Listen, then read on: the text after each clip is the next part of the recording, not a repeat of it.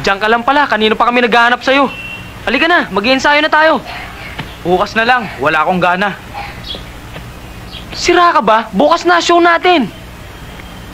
Eh, anong gusto mong gawin ko? Pilitin ang sarili ko. Natural, trabaho to. Alam mo, nakita ko na tong eksenan to sa Tokyo. Baliktad nga lang. Ako nagmumukmuk noon. Bakit hindi mo ngayon sabihin sa sarili mo ito? Iba yun. Si Tuesday, kaliwete, talagang dapat itapon. Pero si Letty, paglalaban ko kahit anong mangyari. Sira ka talaga, no? Ikaw na rin nagsabing may pinaradang lalaki sa harapan mo. Naka-brisyete pa. Hindi lalaki yun. Beautician niya yun. Drama lang niya para pagsilosin ako. Wala akong pakialam dun. Ang importante, mag-ensayo tayo para bukas. Wala rin akong pakialam sa show natin hanggat di kami naaayos ni Letty. Tara, huli ka nga dito. Ano ba, ha? Ano?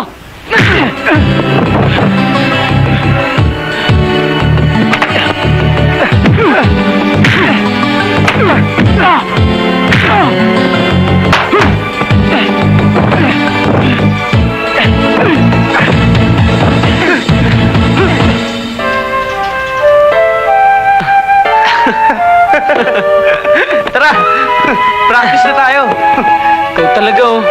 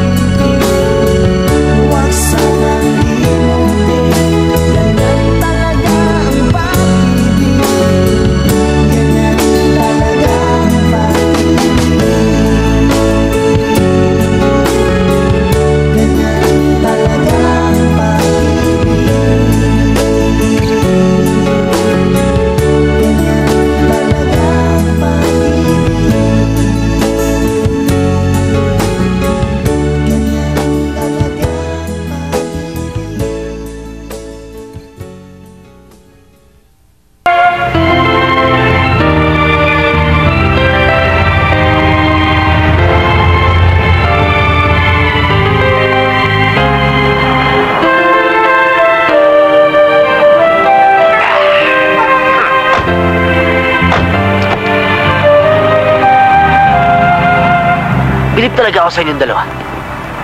Maski higit pa sa doble ang offer sa inyo ng iba. Basta magpatawag lang si manager, takbo kayo kagad. Gratitude, pare ko. Gaano ba kalaking utang na loob namin kay boss? Kung hindi kami kumata sa club, hindi kami narinig ng taga-Bicor. Yung sa bagay, ano masasabi na itong isa? At walang kakibo-kibo. Uy, ano raw say mo? Ano pa? Eh mas maganda nung small time pa tayo. Yung nanay ni Letty, si Aling Pilar lang ang kontra sa akin nun. Ngayon, pati si Letty. Galit sa akin, iniiwasan ako. Tandaan mo, tol. Pag may tampo, may pagmamahal sa'yo.